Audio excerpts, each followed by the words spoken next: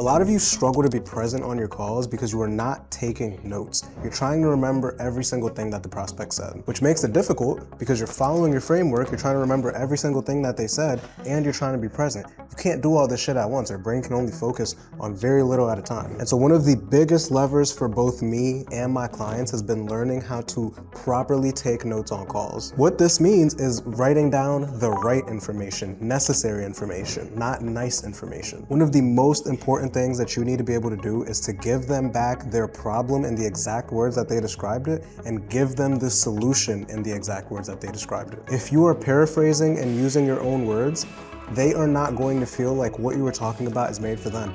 In addition, the objection handling, you can use the exact word that they gave. That way you don't come off as this manipulative asshole, but more so someone who is bringing back the exact situation that they are in. So I did a training for my private clients, walking them through exactly how to take notes, stopping them, telling them what to write down and what not to write down, so they could be able to bring this to their calls. And Colton, who is someone that is gonna be in this video, went from 3 to 4 grand a month to 9 grand a month in our very first month together. And this was one of the biggest levers for him. So go ahead and take this, implement it into your calls. But again, guys, this is a fucking YouTube video. You are only gonna get so far. If you want to actually take it to the next level, hit the link below, see if you qualify to be one of the 5 new clients that I work with every single month. And without further ado, let's roll the private training. I don't know if I gave you the homework to watch that specific video about the note taking, but that's why note taking is huge on calls, because as you're asking questions and they're giving you the pain, sometimes they'll just fucking brain dump, bro. They'll give you like 8 things at once and you're just like, whoa, where do I start?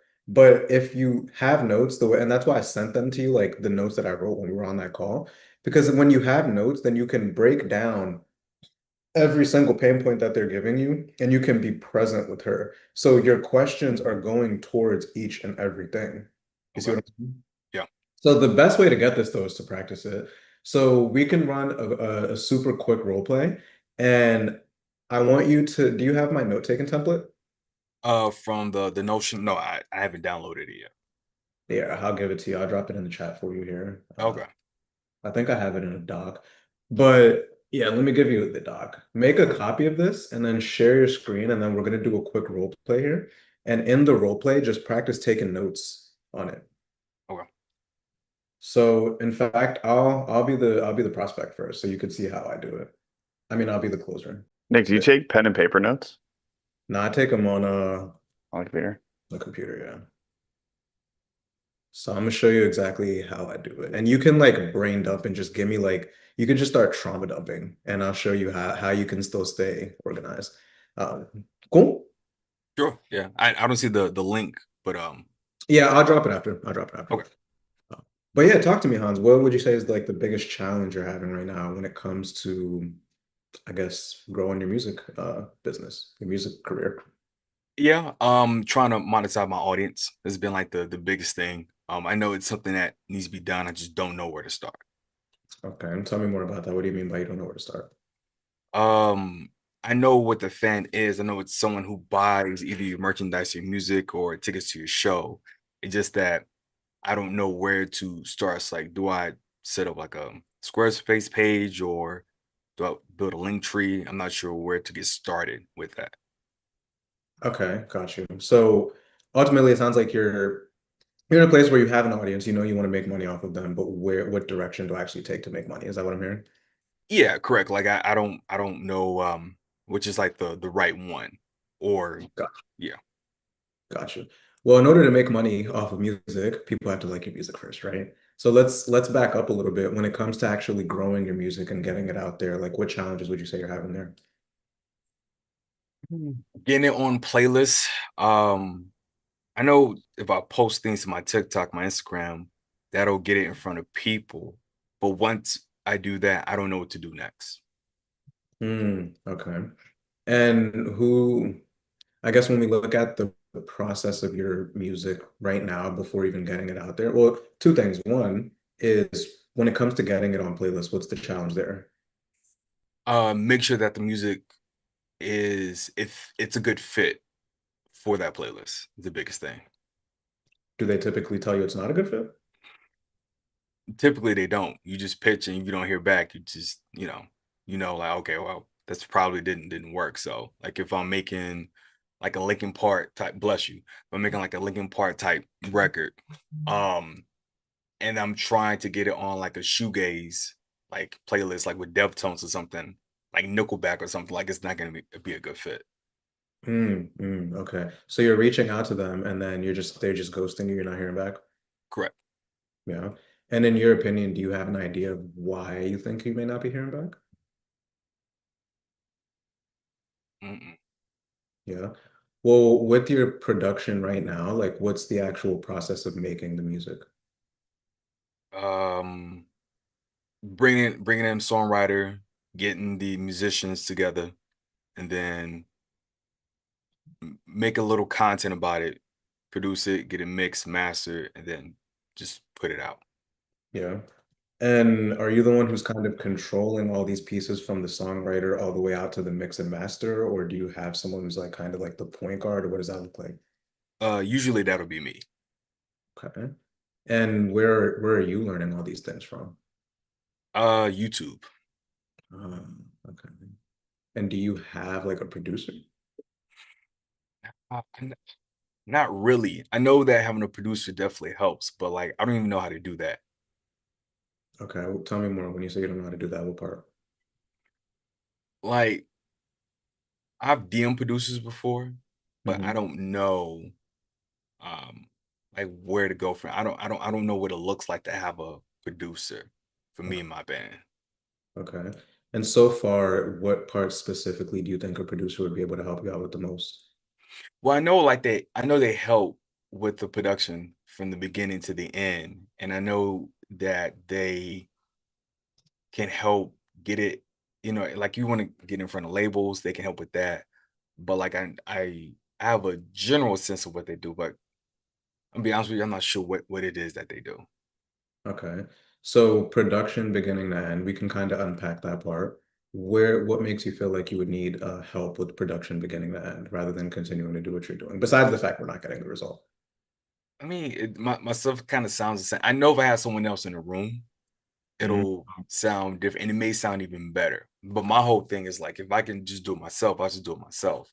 But I see other bands with producers who have much more success.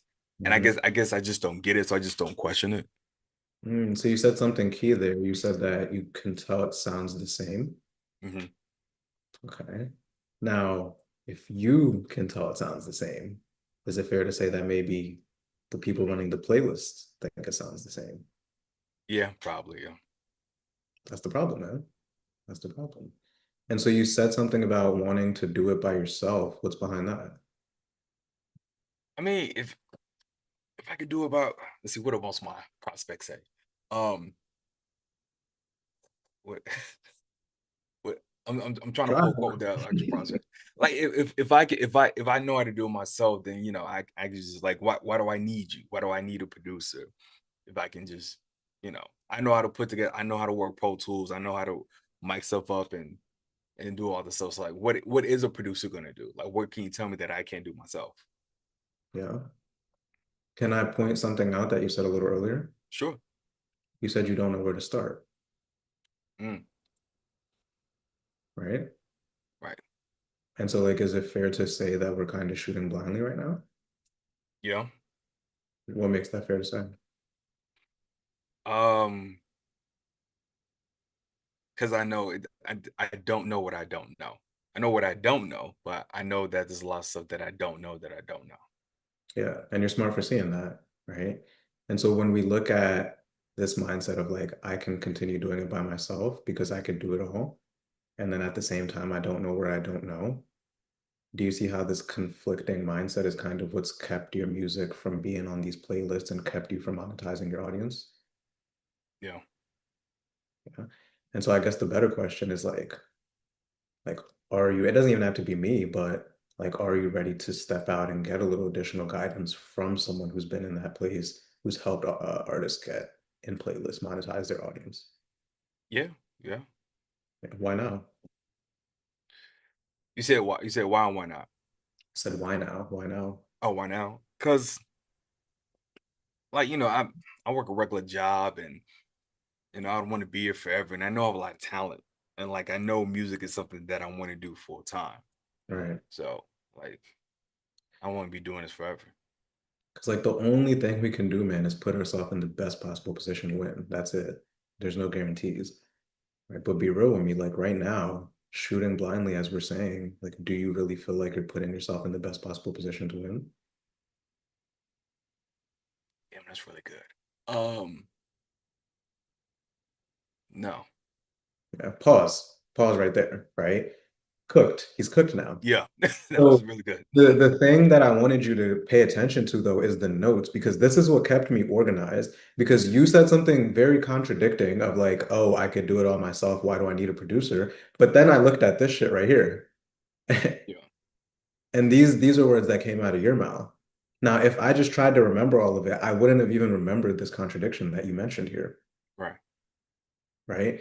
So when you're taking notes, and there's this is now where you being the expert is important, because like he's talking about monetizing his audience, but in my head, as the successful producer, I'm like, you want to monetize your audience. Well, let's first look at the music, right? Like, how's the music actually performing? So I put this on hold, even though this is the pain point that you gave, and I brought it into this. And there's honestly probably so much more just industry knowledge that you have that I don't, of like we can start to unpack where he's fucking up when it comes to getting his music on playlists, maybe the outreach, maybe the way he's presenting himself. And then that's another problem that we can start to unpack. So when you have notes in front of you with their exact words, we're not making up, we're not paraphrasing, we're using their exact words. This is what helps you unpack each pain point. And this is what helps you get beneath the surface. Cool. So you just watched me break down the exact step-by-step process of taking quality notes so you can use it in your pitch, you can use it in your objection handling, and you can finally be more present on your calls. If you want my eyes over your calls, if you want to get one-on-one coaching with me so that you can get results like Chris, who went from 3K a month to 30, or Colton, who from 3 to 4 grand a month to 9, or Anthony, who hit his first 10K a month at 21, or Alex, who hit 10K a month as a setter, hit the link below, see if you're one of the 5 new clients I take on every month. As always, make sure you like, comment, and subscribe. I'll see you in the next one.